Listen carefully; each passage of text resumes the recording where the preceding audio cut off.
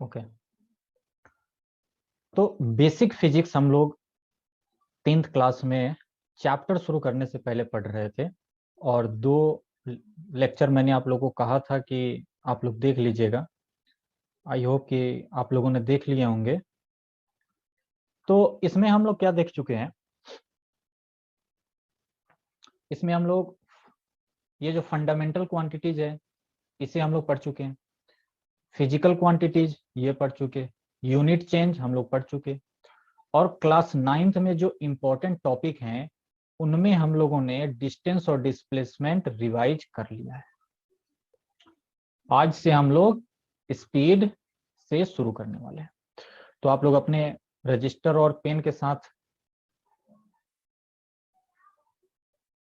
Ready रहिए। Speed, speed क्या होता है?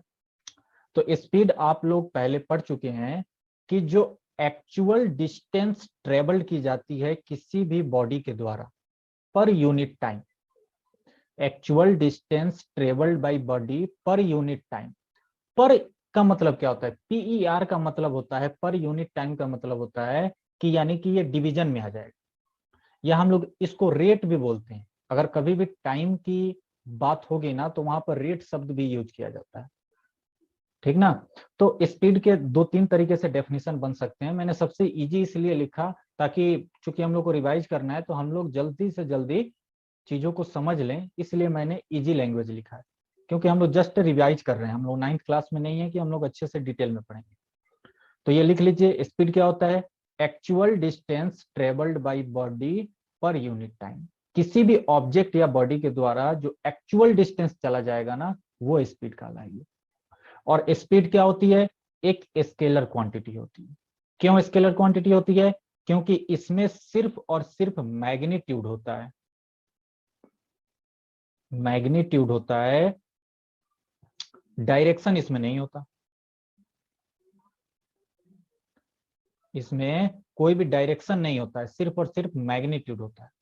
तो मैग्नीट्यूड होने के कारण ये सिर्फ ये स्पीड जो होता है वो एक स्केलर क्वांटिटी कहलाएगा।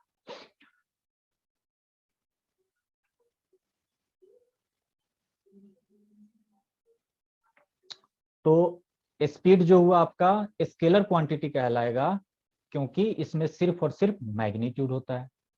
ये बात आप लोग पहले से जानते भी होंगे, हम लोग फटाक से रिवाइज मारते हैं।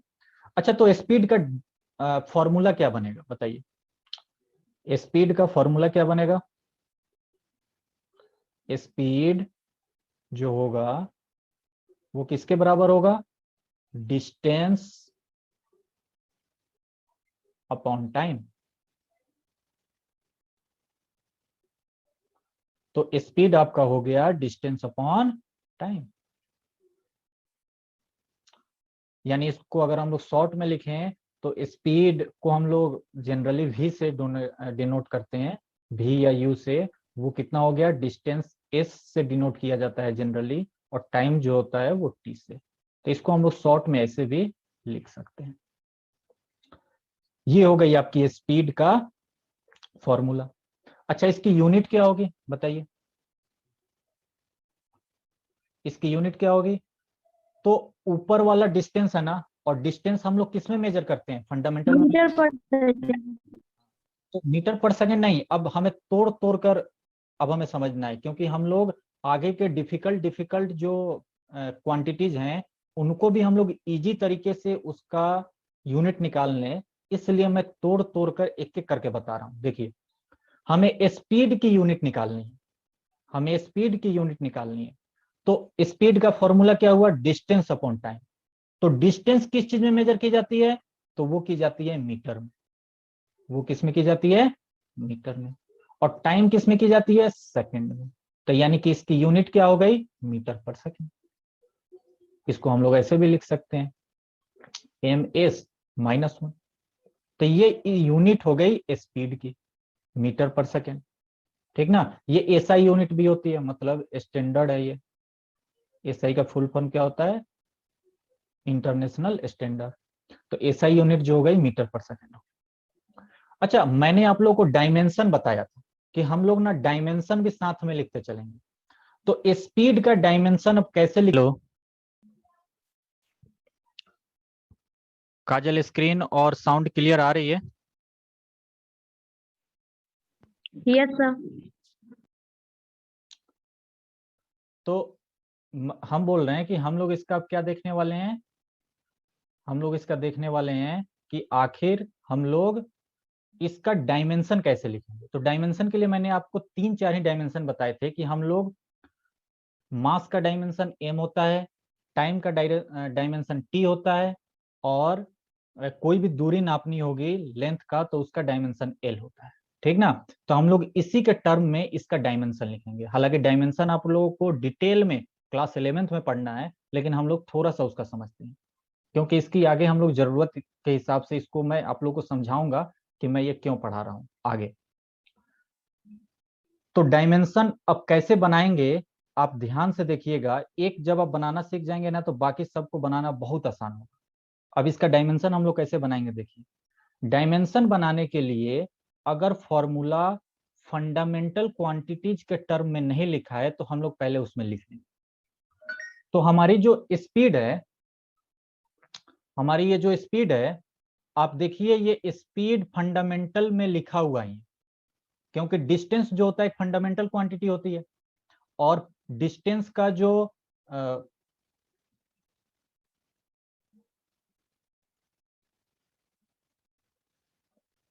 और जो डिस्टेंस का जो डायमेंशनल फार्मूला होता है वो आपका एल होता है, और टाइम का डायमेंशनल फार्मूला क्या होता है, टी होता है। और डायमेंशनल फार्मूला हमेशा कैपिटल में लिखा जाता है और इसको बड़े ब्रैकेट में से बंद किया जाता है। तो स्पीड का डायमेंशनल फार्मूला जो हुआ वो एल बड़े ब्रैकेट में, क्योंकि डिस्टेंस लेंथ है, डिस्टेंस से क्या है, लेंथ ही तो है। हम लोग जो लेंथ नापते हैं उसी को तो हम लोग डिस्टेंस कहते हैं। और टाइम टी हो गया, यानी कि स्पीड का डायमेंशनल फार्मूला हो गया, अगर टी को हम ऊपर लेकर जाएंगे तो एल तो 1 ही रहेगा, ठीक है, और टी जो होगा वो टी -1 हो जाएगा। ठीक है, हो जाएगा -1। तो ये आपका डायमेंशनल फॉर्मूला हो गया स्पीड का, ये आपका डायमेंशनल फॉर्मूला हो गया स्पीड का। इसको और अच्छे में लिखा जाता है, हमेशा डायमेंशनल फॉर्मूला मास, लेंथ और टाइम के टर्म में लिखा जाता है। तो बताइए क्या मास का कोई टर्म इसमें है? नहीं है, तो m 0 रहेगा। क्या लेंथ का कोई टर्म है? हाँ, एक है लेंथ का टर्म। क्या टाइम का कोई टर्म है? हाँ है, लेकिन वो नीचे है, जब ऊपर आएगा तो ये -1 हो जाएगा। तो सबसे अच्छा तरीका होता है ये। हाँ, ये भी सही है और ये भी सही है, ये ज्यादा सही है। क्या डायमेंशनल फॉर्मूला लिखना थोड़ा सा समझ में आया कि नहीं?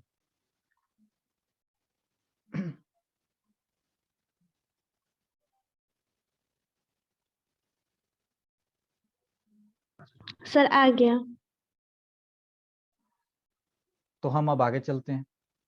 तो स्पीड के बारे में इतनी जानकारी बस, इससे ज्यादा अभी हम लोग नहीं जानेंगे। अब हम लोग बात करते हैं वेलोसिटी। तो जैसे स्पीड होता है कि कितना डिस्टेंस चला कितने टाइम में, तो वेलोसिटी होती है कि कितना डिस्प्लेसमेंट हुआ था कितने टाइम में। ठीक ना? जैसे कि एक कोई आदमी है जो कि पॉइंट ए से पॉइंट बी तक जाता है, और वो पहले इधर जाता है, फिर इधर जाता है, फिर थोड़ा सा नीचे आता है, फिर ऐसे जाता है, फिर ऐसे जाता है। तो ये उसकी एक्चुअल डिस्टेंस हो गई। तो जब हमें स्पीड निकालनी होगी तो ये total actual distance divided by time करेंगे। लेकिन जब हमें वेलोसिटी निकालनी होगी तो सिर्फ और सिर्फ हम ये डिस्टेंस लेंगे, जिसको कि हम लोग डिस्प्लेसमेंट कहते हैं, ये वाली दूरी हम लोग लेंगे। ठीक ना? और ये वाली दूरी हम लोग लेकर उसको टाइम से हम लोग डिवाइड कर देंगे तो हमें वेलोसिटी मिल जाएगी। अब वेलोसिटी वेक्टर क्वांटिटी क्यों होती है ये आप लोग अब समझ गए होंगे, क्योंकि हमेशा एक पॉइंट से दूसरे पॉइंट की दूरी, इनिशियल से फाइनल की दूरी जो होती है उसको हम लोग डिस्प्लेसमेंट कहते हैं। The minimum distance between initial point A and final point B के बीच की मिनिमम दूरी। तो ये तो हमेशा भैया एक डायरेक्शन में ही होगी ना, चाहे ए यहां हो, बी यहां हो, तो भी क्या होगा, डिस्प्लेसमेंट ये होगा। तो एक फिक्स डायरेक्शन में हो गया कि नहीं, ए यहाँ हो, बी यहाँ हो, तो भी डिस्प्लेसमेंट क्या होगा, इधर से इधर की तरफ ही होगा। तो डिस्प्लेसमेंट जैसे वेक्टर क्वांटिटी होती थी एक फिक्स डायरेक्शन में, वेलोसिटी भी वेक्टर क्वांटिटी हो जाएगी, क्योंकि डिस्प्लेसमेंट डिवाइडेड बाय टाइम होगा, और डिस्प्लेसमेंट जो होता है फिक्स डायरेक्शन में होता है। तो वेलोसिटी भी हमेशा एक फिक्स डायरेक्शन में ही काम करेगी। तो इसीलिए ये वेक्टर क्वांटिटी हो गया। अगर हम लोग वेलोसिटी को फॉर्मूला लिखें तो क्या लिखेंगे, वेलोसिटी का formula displacement divided by time. Per unit का मतलब होता है डिवाइडेड, या रेट का भी मतलब होता है डिवाइडेड में।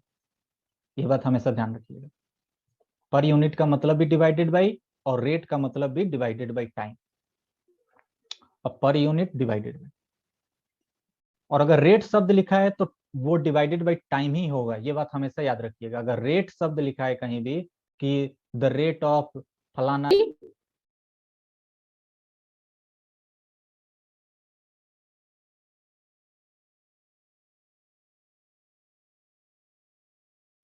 हेलो,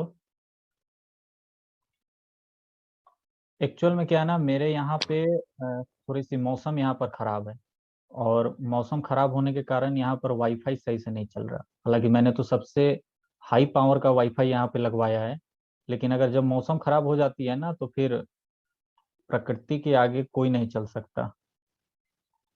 क्यों, सही बात है कि नहीं?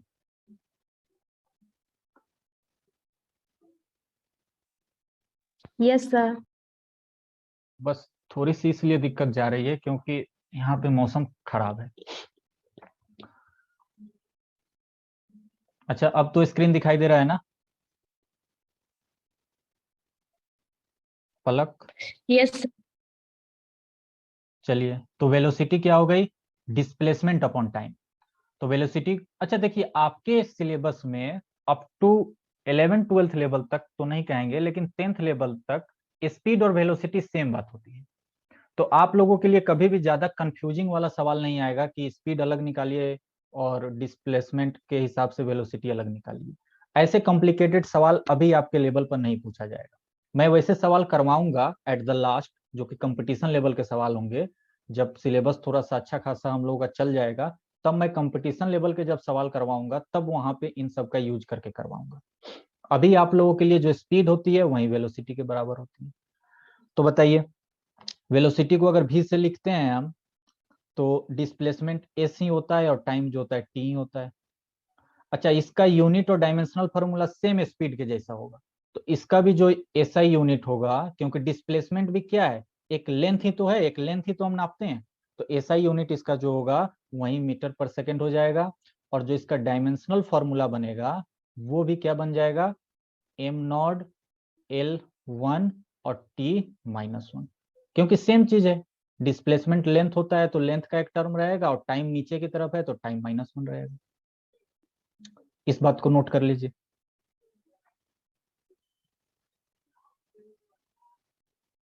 डायमेंशनल फॉर्मूला को मैंने डीएफ लिख दिया है शॉर्ट में। जब अभी एक्सेलरेशन में समझाऊंगा ना, तो एक्सेलरेशन में ये चीजें और अच्छे से क्लियर हो जाएगी, डायमेंशनल फार्मूला। तो बस 2 मिनट का वेट कीजिए, डायमेंशनल फार्मूला और अच्छे से आपको क्लियर हो जाएगी।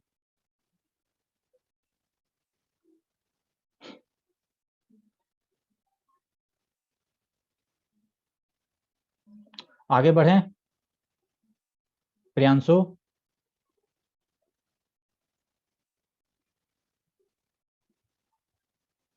नोट किया आपने कि नहीं?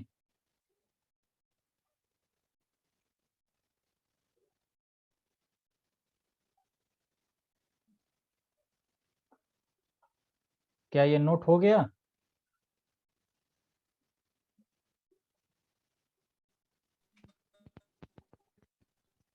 प्रियांशु,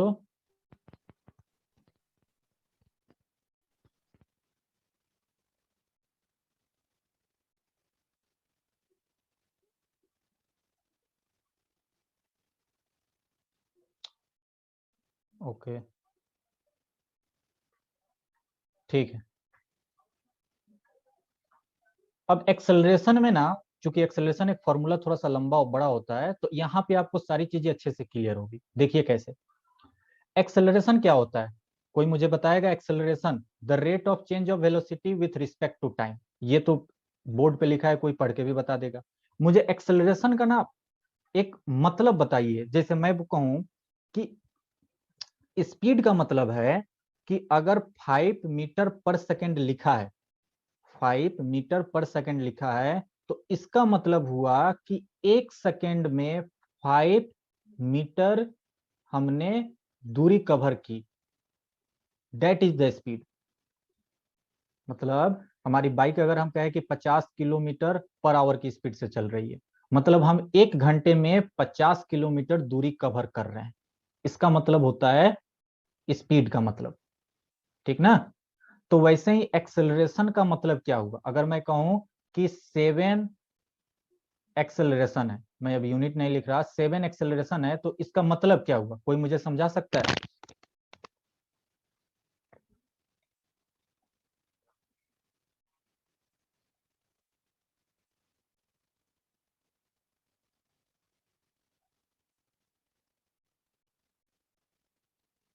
कोई नहीं?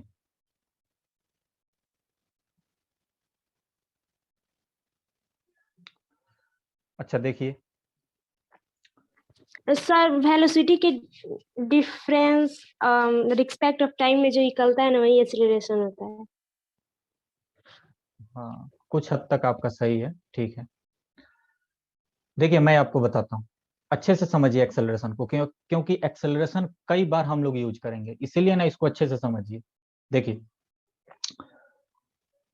सबसे पहली बात तो एक समझिए, जैसे ही रेट शब्द आ गया, इसका मतलब हो गया कि रेट का मतलब ही होता है डिवाइडेड बाई टाइम।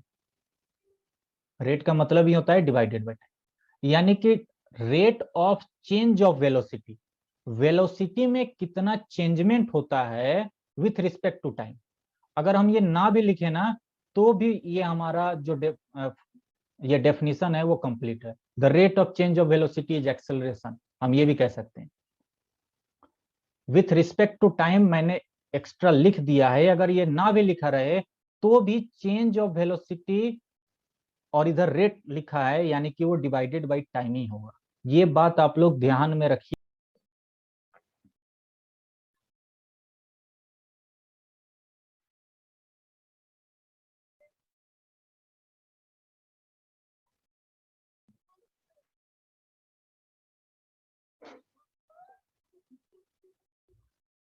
हेलो,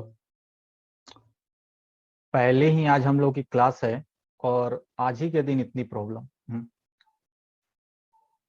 आज हम लोग की पहली क्लास है, जो रेगुलर बैचेज हैं आज से ही शुरू हो रहे हैं, और आज के दिन ही मौसम खराब हुआ। मतलब भगवान भी नहीं चाहते हैं कि हम लोग पढ़ें, क्यों?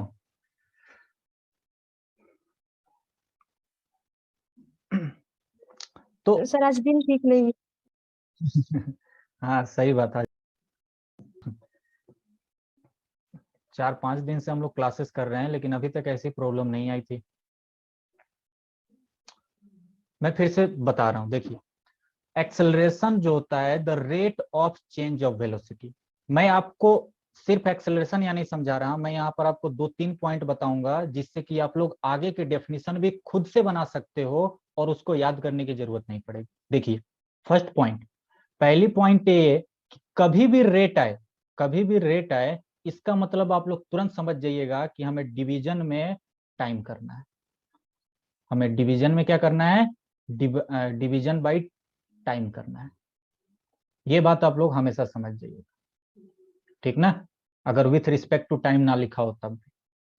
कभी भी चेंज शब्द आए, कभी भी चेंज, इसका मतलब होता है कि फाइनल वैल्यू, जिस चीज का भी हम लोग चेंज कर रहे हैं, जैसे यहाँ हम लोग वेलोसिटी का चेंज कर रहे हैं, तो यानी कि final velocity minus initial velocity. Change शब्द का मतलब होता है फाइनल माइनस इनिशियल। ये बात भी नोट कर लीजिए, ये सब कुछ नोट में इधर किनारे में कर लीजिएगा। एक और शब्द आप लोगों को देखने को मिलता होगा, डिफरेंस।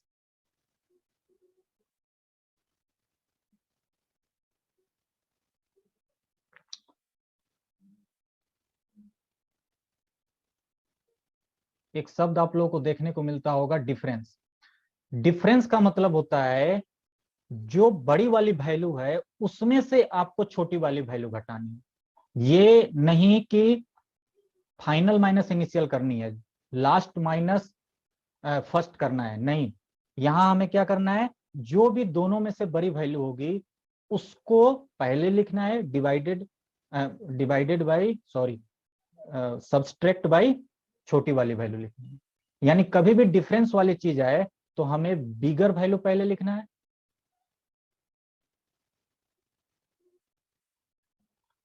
माइनस स्मॉलर वैल्यू बाद में लिखना है।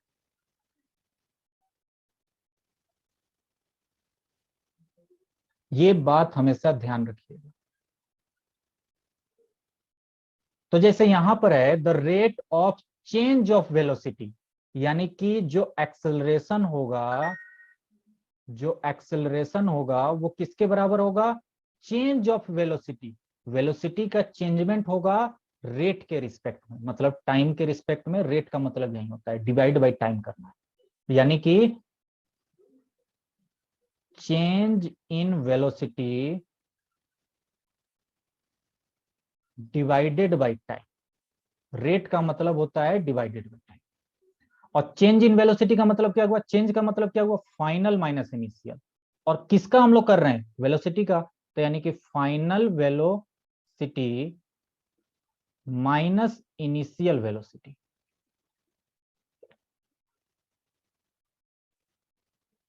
Divided by time.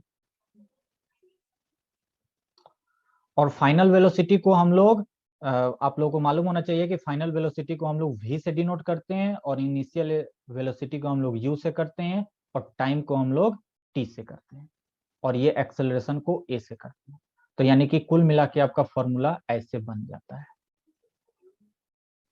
a equal to v minus u upon t. ये आपका फॉर्मूला बन जाता है। इसका यूनिट क्या होगा बताइए, एस आई यूनिट क्या होगा इसका। तो ऊपर क्या है, ऊपर सब कुछ वेलोसिटी वाली टर्म है, और वेलोसिटी क्या होती है, अभी हम लोगों ने पीछे निकाला है, मीटर पर सेकंड होती है। और नीचे क्या है, टाइम है, यानी कि नीचे भी सेकंड है।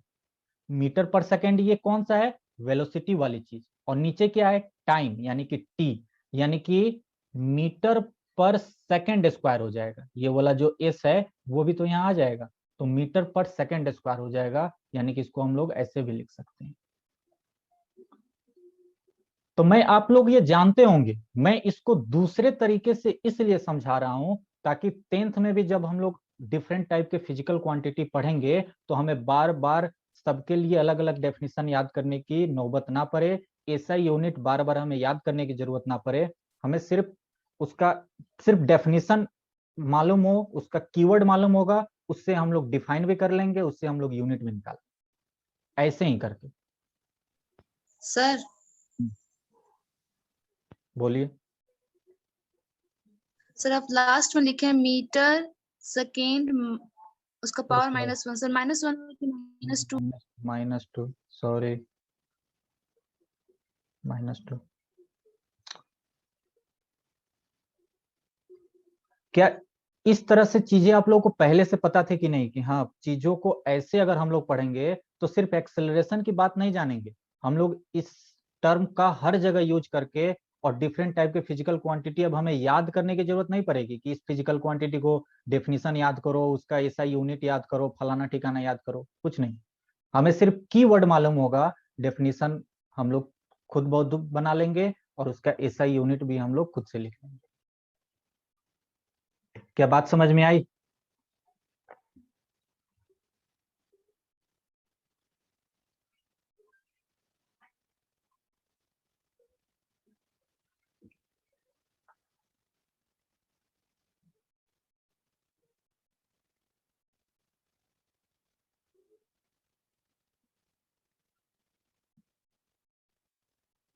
ये नोट हो गया कि नहीं, आप लोग बता दीजिए तो हम आगे बढ़ें। यस सर, नोट कर लिए। ठीक है।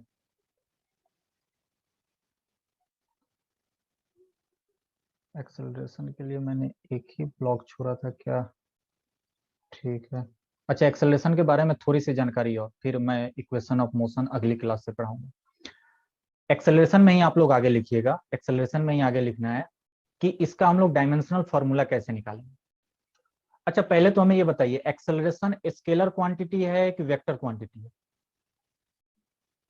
वेक्टर। वेक्टर क्वांटिटी है। क्यों?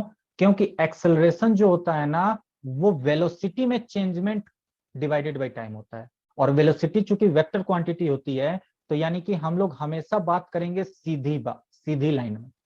जब भी हम लोग एक्सेलरेशन की आपके सिलेबस में बात होगी, तो यानी कि हम लोग ये मान के चलेंगे कि हम लोग सीधी जा रहे हैं, ठीक ना, हमारा जो रास्ता है वो सीधा है।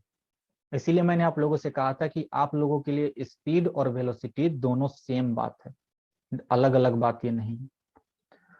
तो वेलोसिटी में चेंजमेंट डिवाइडेड बाय टाइम, और वेलोसिटी हमारी चूंकि वेक्टर क्वांटिटी होती है, क्योंकि इस कारण से हमारा एक्सेलरेशन भी जो होगा वो भी वेक्टर क्वांटिटी हो जाएगा। तो ये बात भी लिख लीजिए कि it is a vector quantity.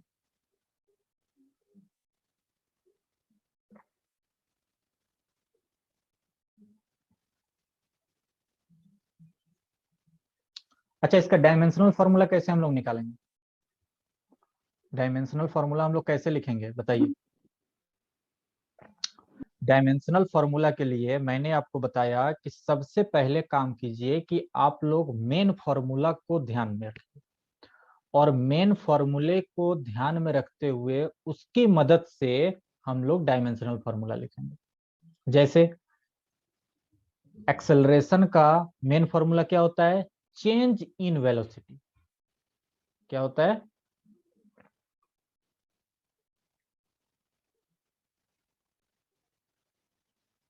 Divided by time.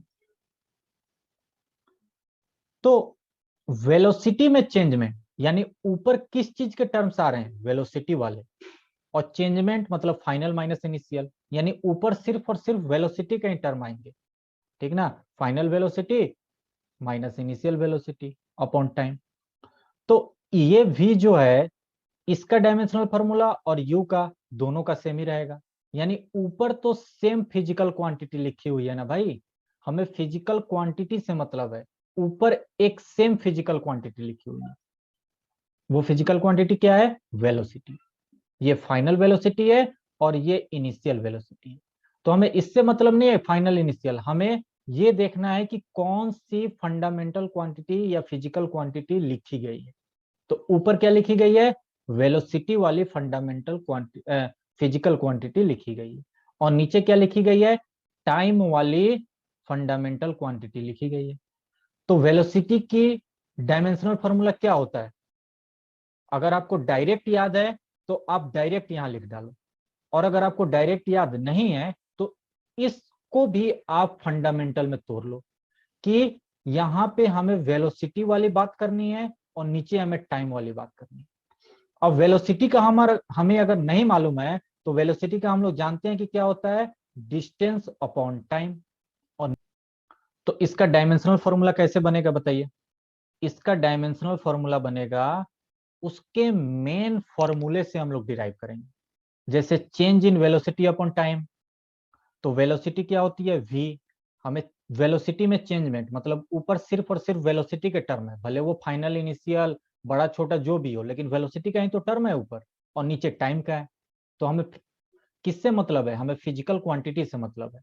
तो इस वेलोसिटी जो फिजिकल क्वांटिटी है, इसका अगर आपको डायरेक्ट पता है, डायरेक्ट याद है, तो आप तो डायरेक्ट लिख दीजिए। नहीं मालूम है तो इसको भी फंडामेंटल में तोड़ लीजिए, जो 7 फंडामेंटल होते हैं ना उसमें तोड़ लीजिए। तो वेलोसिटी के क्या होता है? डिस्टेंस अपॉन टाइम होता है। ये बात हम लोग जानते हैं कि इसका डिस्टेंस अपॉन टाइम होता है। अब हम लोग डिस्टेंस का भी जानते हैं, टाइम का भी जानते हैं और टाइम का भी जानते हैं। डिस्टेंस का क्या होता है? एल डिवाइडेड बाई इस टाइम का क्या हो जाएगा? टी, और पूरा डिवाइडेड बाई टी, यानी ये वाला टी जो है सो नीचे आ जाएगा कि नहीं, यानी कि एल ऊपर रह जाएगा और नीचे जो है सो टी 2 हो जाएंगे, यानी कि टी का स्क्वायर हो जाएगा। यानी इसको हम लोग ऐसे भी लिख सकते हैं, एल 1 है और टी जो है वो -2 हो जाएगा। यानी और अच्छे से अगर हम लोग इसको लिखे तो कैसे लिख सकते हैं, m की कोई वैल्यू नहीं है, m 0 है, l जो है सो 1 है, और t जो है वो -2 है। हम लोग इसको अच्छे तरीके से ये भी लिख सकते हैं। इसमें अगर किसी को प्रॉब्लम हो तो पूछ लीजिए, क्योंकि बार बार नेटवर्क जा आ रहा था, तो हो सकता है किसी को प्रॉब्लम आई हो, तो आप एक बार पूछ लीजिए किसी को कहीं दिक्कत हो तो।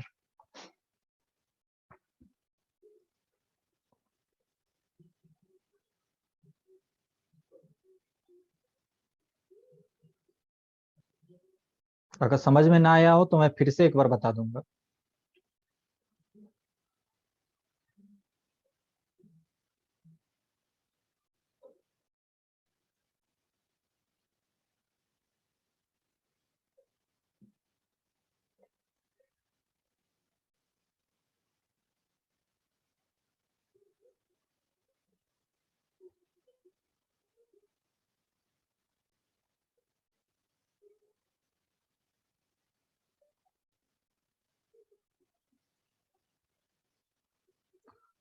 क्या नोट कर लिया आप लोग?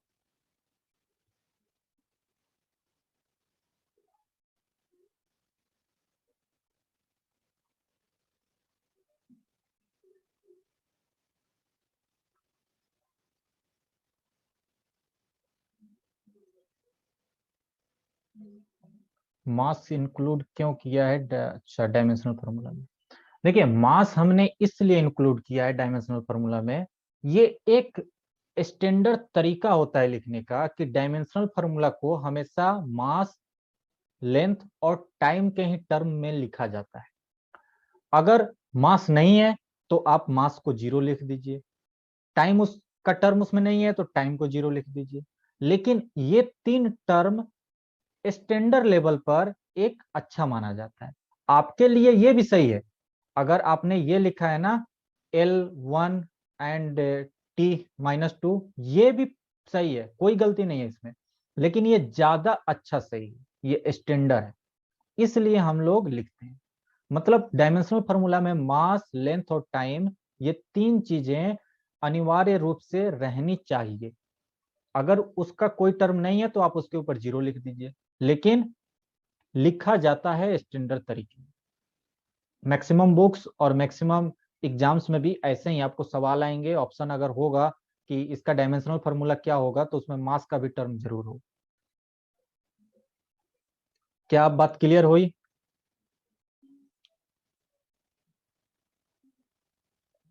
किसी को कुछ और पूछना हो पूछिए।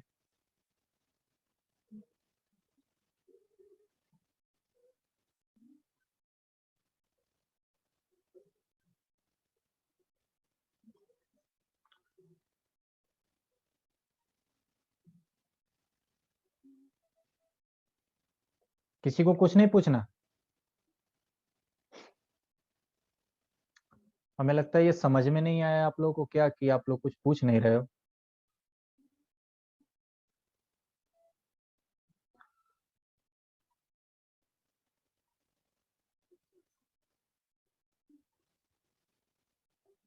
सर कोई डाउट नहीं है। अच्छा, ठीक है, इसमें कोई डाउट नहीं है, तो अब अगला देख लीजिए।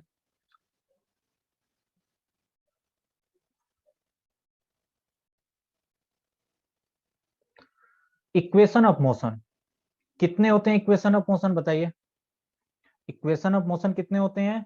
3 होते हैं। इन तीनों का हम लोग आगे यूज भी करेंगे, तो एक बार इसको याद जरूर कर लीजिएगा। क्या होता है? V equal to u plus a t, s equal to u t plus half a t square,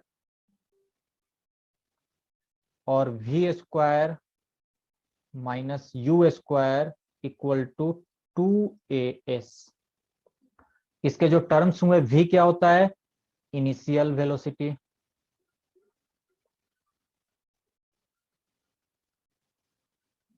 V क्या होता है? फाइनल वेलोसिटी, S क्या होता है? डिस्प्लेसमेंट या डिस्टेंस। आपके लेवल में तो दोनों सेम ही है, तो या तो डिस्प्लेसमेंट बोल लीजिए या डिस्टेंस भी बोल लीजिए। ए क्या है? एक्सेलरेशन,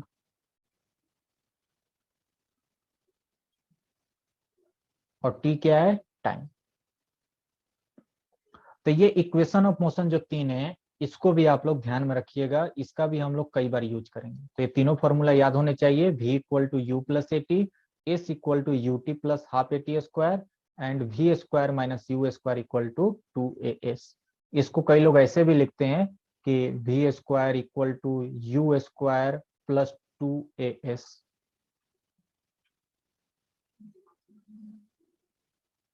लेकिन ज्यादा सही लिखने का तरीका ये होता है।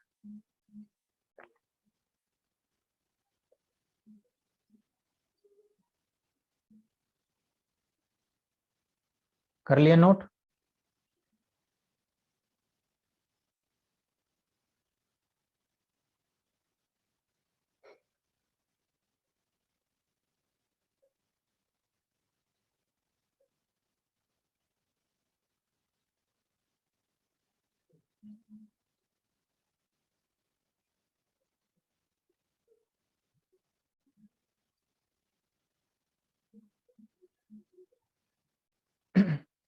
यस सब नोट हो गया। तो ये जो आपका 9th क्लास का पहला चैप्टर है ना, वो उसमें इतना ही था। तो क्लास 9th के पहले चैप्टर में इतना ही था। एक छोटी सी और चीज है, उसको भी कर लीजिए। हाँ, ये uniform circular motion. Uniform circular motion क्या होता है बताइए? आप लोगों को मालूम होगा यूनिफॉर्म सर्कुलर मोशन क्या होता है।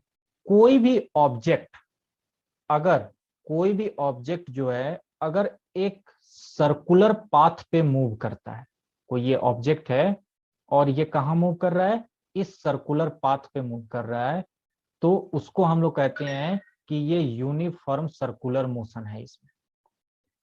और अगर यूनिफॉर्मली ये मूव कर रहा है, मतलब कि सेम स्पीड से, जैसे अगर 5 मीटर पर सेकेंड है तो हमेशा ये 5 मीटर पर सेकेंड से ही मूव करेगा, तो हम लोग कहेंगे कि यूनिफॉर्म है, मतलब उसकी स्पीड घट या बढ़ नहीं रही है और सर्कल पे मूव कर रहा है, इसीलिए इसको सर्कुलर मोशन कहा जाएगा। और यूनिफॉर्म का मतलब क्या हुआ कि इसकी स्पीड घट या बढ़ नहीं रही है, सेम है, 5 मीटर पर सेकेंड ही चारों तरफ।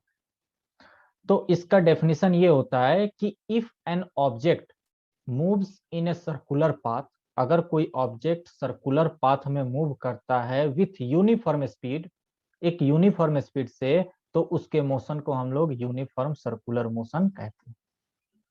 नोट कर लीजिए इसको।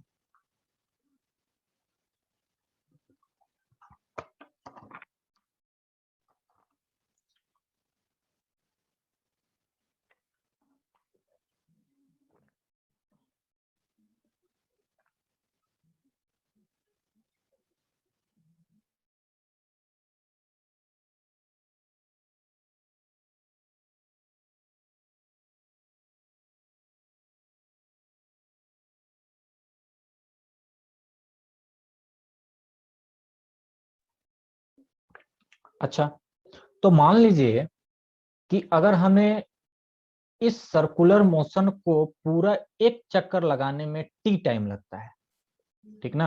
पहले ये लिख लीजिए कि लेट, माना कि टी टाइम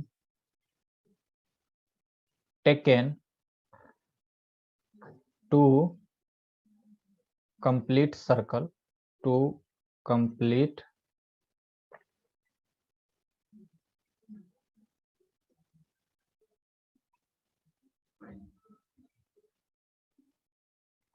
माना कि टी टाइम हमें लगा इस सर्कल को कंप्लीट करने में, मतलब हमें 5 या 10, कुछ भी टी की जगह मान लीजिए कि हमें 10 सेकेंड लगा इस पूरे सर्कल को कंप्लीट करने में, मतलब यहां से हमने चला और हम यहां तक पहुंचे।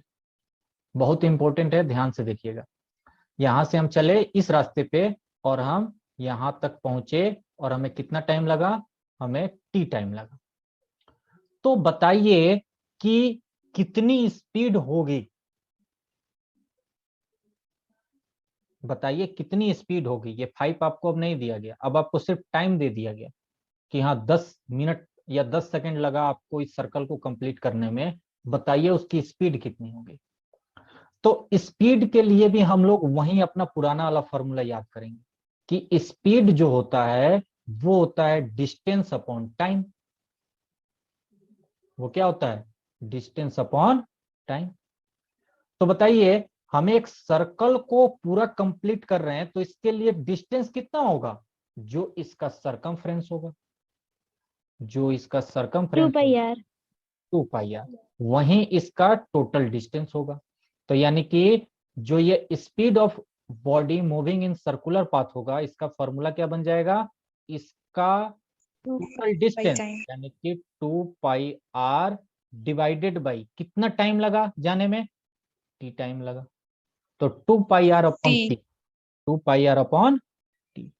पाई की वैल्यू कितनी होती है? 22/7 या 3.1। और आर क्या है? आर हमारा रेडियस है।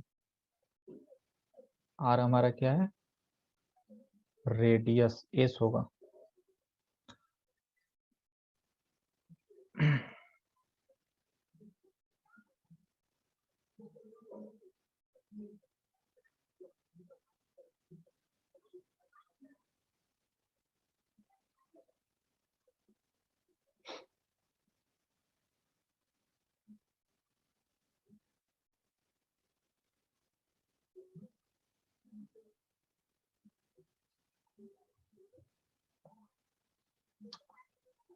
बताइए,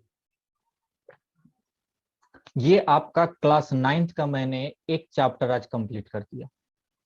क्लास 9th के पहले चैप्टर में जो मेन मेन चीजें थी उसको आज हम लोगों ने कंप्लीट कर लिया।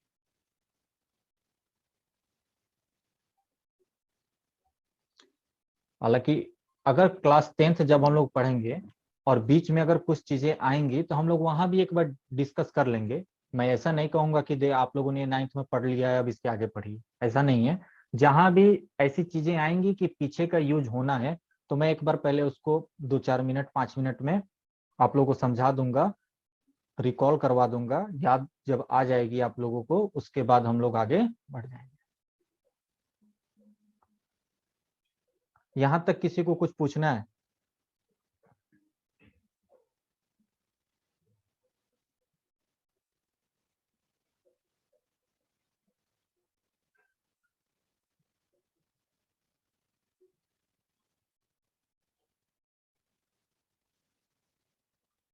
No sir.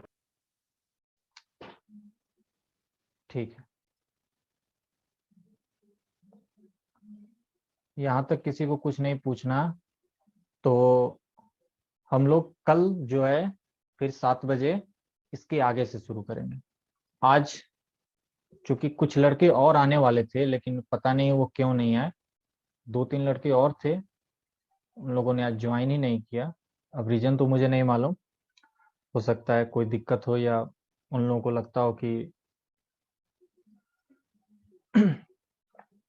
अभी 9th का रिवीजन चल रहा है तो क्या करेंगे पढ़ के। लेकिन ये सब जरूरी चीजें हैं, इसीलिए मैं यहाँ पे टाइम दे रहा हूँ और इनको पढ़ा रहा हूँ। अगर जरूरी नहीं होता तो मैं भी क्लास 10th सीधे शुरू कर देता और आप लोगों को पढ़ाने लगता। अभी इसकी अहमियत तब मालूम चलेगी जब क्लास 10th में अच्छे सवाल बनेंगे 9th के कंसेप्ट को यूज करके। वहां पे बच्चे फिर फेल होने लगते हैं।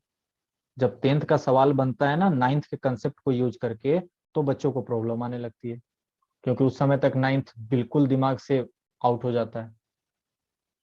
तो इसीलिए मैं सब चीजों को एक बार लिखवा दे रहा हूं ताकि आपके पास रहेगी तो फटाक से आप लोग रिवाइज कर लोगे।